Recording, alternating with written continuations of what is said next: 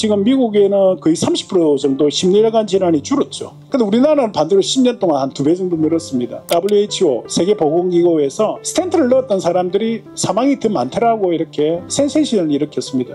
그 사람한테 스텐트를 넣어버렸습니다. 넣으니까 그 사람이 약으로 계속 가던 사람보다 빨리 죽었어요. 왜 죽었겠습니까?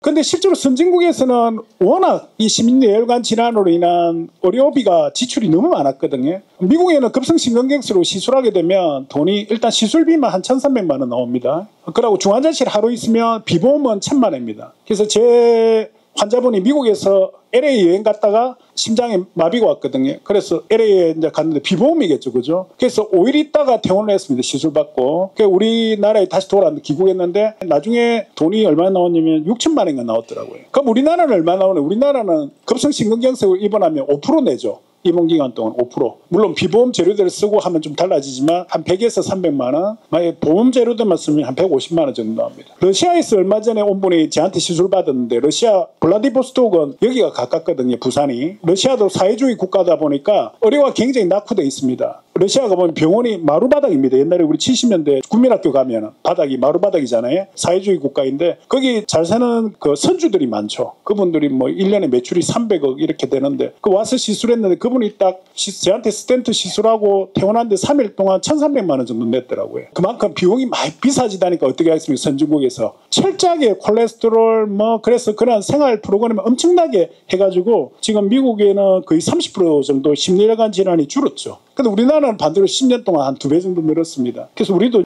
혈관 나이를 어떻게 케어할 건가가 중요하죠. 그래서 실제로 한번 보겠습니다. 남자 48세고 흡연 고지혈증이 있습니다. 이 사람도 전구 증상 없었고 아침 9시에 흉통이 발생했습니다. 보통은 우리가 기상 후 1시간이나 2시간 이내에 발생을 많이 하거든요. 심뇌혈관 질환이. 그래서 제가 아침에 혹시 운동하러 나가신다면 가급적 피하라고 나간 다음에 아침에 약을 먹고 나가시라거든요. 곰복이라도. 그만큼 이제 새벽에 많이 발생. 그래서 앰뷸런스 안에서 의식이 소실됐다. 소실됐다는 거는 이제 심장마비가 온 거죠. 그래서 왔을 때 보니까 심장에 파가 규칙적이지 않고 심장이 떨고 있는 심실세동이 생겨서 이 사람한테 바로 전기 충격을 줘서 기침을 하면서 환자가 의식이 돌아왔습니다. 돌아왔을 때 심전도에 보니까 심근경색이 의심되는 심전도에 소결이 나타났고 그래서 혈관 촬영을 했는데 아까 봤던 그 자정하인분질환 이 혈관이 여기가 뚝 잘렸죠. 여기가. 그래서 다른 각도로 찍었을 때 여기였고 스텐트를 한 개를 넣었습니다. 여기에. 그래서 이분은 살았습니다. 이분이 그때가 앞에 있던 병원이니까 한 12년 됐는데 지금도 멀쩡하십니다. 그럼 심장에 손상도 하나도 안 입었습니다. 거의 지금은 다 회복이 돼버렸거든요. 그래서 이분은 굉장히 운이 좋습니다. 심장마비가 앰뷸런스 안에 생겼죠. 그죠? 그래서 우리가 시술이란 걸 어떻게 하느냐. 자, 관동맥 촬영을 해서 혈관이 많이 막혔다 하면 안에 와이어를 넣어서 풍선으로 넓히는 게 풍선 확장술이 되겠고 풍선만 확장하면 대개는 6개월 내에 40%에서는 다시 재발하거든요. 그래서 그 뒤에 나온 게 이제 스텐트입니다. 그래서 스프링이 들어가는 거죠. 그래서 이 스프링을 넣어서 다시 좁아지는 걸 막아주고 그 다음에 한 20년 전부터 나온 거는 약물에 코팅된 스텐트라 해서 안에 코팅이 되어 있어서 세포막이 자라지 않도록 면역 억제제나 이런 게 스텐트 안에 발라져 가지고 안에 이렇게 세포 내막이 자라지 않도록 해줍니다.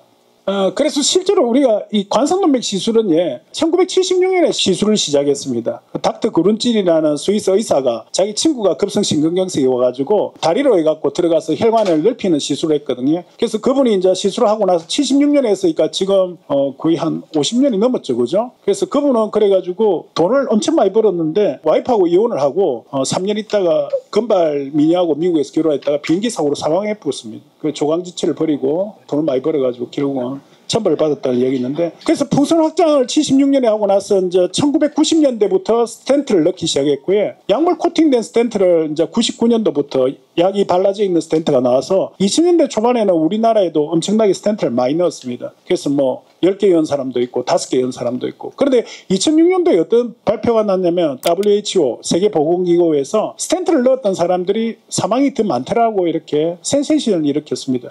특히 급성심근경색에서는 스텐트를 넣는 게 도움이 되는데 사망률을 줄이는데 멀쩡한 협심증 환자 내가 멀쩡하게 생활하는데 혈관을 우연히 찍었는데 혈관이 50% 이상 70% 이상 좁아져 있다. 아이고 불안하다. 심근경색 오는 거 아이가. 이건 만성 안정형 협심증이죠. 그 사람한테 스텐트를 넣어버렸습니다. 넣으니까 그 사람이 약으로 계속 가던 사람보다 빨리 죽었어요.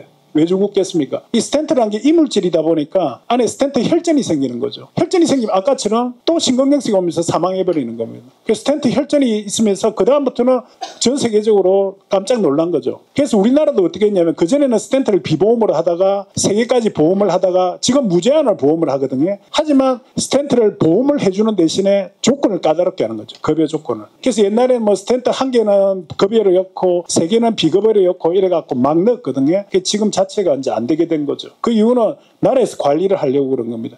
그래서 결론적으로 말씀드리면 급성심근경색에서의 스텐트는 사망률을 줄이지만 만성 안정형 협심증에서는 그 환자가 약을 먹는데도 흉통이 심해지거나 약을 먹는데도 병변이 악화되거나 아니면 아주 심한 협착이 위험한 부위에 있어서 여기는 갑자기 생겼을 때 위험할 수 있다, 사망할 수 있다 하면 스텐트를 넣어야 됩니다. 그렇지 않고 우연히 발견된 심하지 않은 병변에 스텐트를 넣는 거는 사실은 지금은 권고하지 않는 거죠. 왜?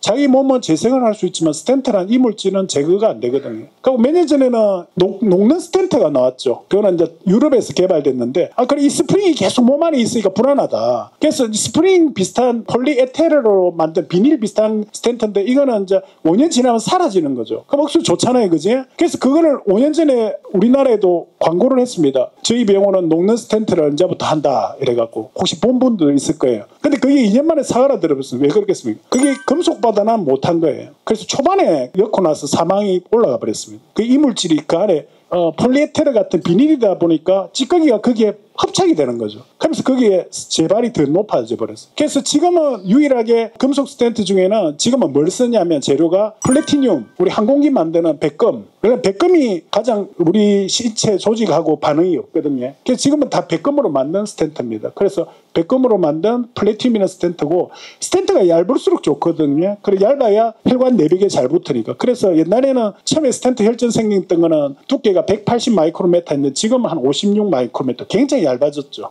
그래서 지금은 스텐트 혈전이 거의 없어요. 그리고 아스피린과 플라빅스나 이런 항혈전 약을 그래서 열심히 먹고 갑자기 끊지 말라는 이유가 스텐트 혈전이 생길까 위험하기 때문에. 그래서 스텐트 넣고 나서 1년 뒤에는 아스피린을 평생 먹는 이유도 스텐트 안에 혈전이 생기지 말라고 하는 거예요. 그만큼 스텐트라는 게 한번 들어가면 제거가 안 되기 때문에 거기에 대한 부담이 있는 건 사실입니다.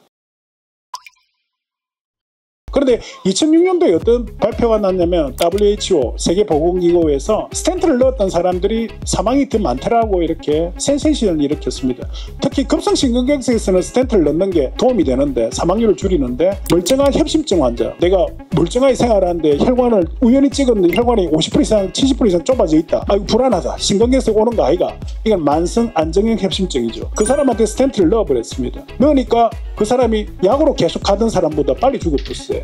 이 스텐트라는 게 이물질이다 보니까 안에 스텐트 혈전이 생기는 거죠. 혈전이 생기면 아까처럼 또 심근경색이 오면서 사망해버리는 겁니다. 그래서 스텐트 혈전이 있으면서 그 다음부터는 전 세계적으로 깜짝 놀란 거죠. 그래서 우리나라도 어떻게 했냐면 그전에는 스텐트를 비보험으로 하다가 3개까지 보험을 하다가 지금 무제한을 보험을 하거든요. 하지만 스텐트를 보험을 해주는 대신에 조건을 까다롭게 하는 거죠. 급여 조건을. 그래서 옛날에 뭐 스텐트 1개는 급여를 넣고 3개는 비급여를 넣고 이래갖고 막 넣었거든요. 지금 자체가 이제 안 되게 된 거죠. 그 이유는 나라에서 관리를 하려고 그런 겁니다.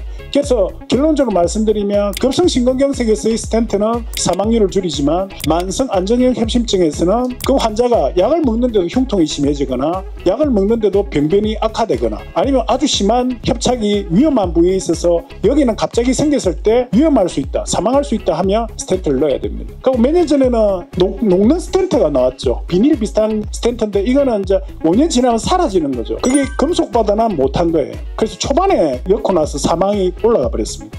폴리에테르 같은 비닐이다 보니까 찌꺼기가 거기에 합착이 되는 거죠. 그러면서 거기에 재발이 더 높아져 버렸어요. 그래서 지금은 유일하게 금속 스텐트 중에는 지금은 뭘 쓰냐면 재료가 플래티늄, 우리 항공기 만드는 백금. 백금이 가장 우리 신체 조직하고 반응이 없거든요. 스텐트가 얇을수록 좋거든요. 그리고 얇아야 혈관 내벽에 잘 붙으니까. 그래서 옛날에는 처음에 스텐트 혈전 생겼던 거는 두께가 180 마이크로미터였는데 지금은 한 56 마이크로미터. 굉장히 얇아졌죠. 그래서 지금은 스텐트 혈전이 거의 없어요. 그리고 아스피린과 플라빅스나 이런 항혈전 약을 그래서 열심히 먹고 갑자기 끊지 말라는 이유가 스텐트 혈전이 생길까 위험하기 때문에. 그래서 스텐트 넣고 나서 1년 뒤에는 아스피린을 평생 먹는 이유도 스텐트 안에 혈전이 생기지 말라고 하는 거예요. 그만큼 스텐트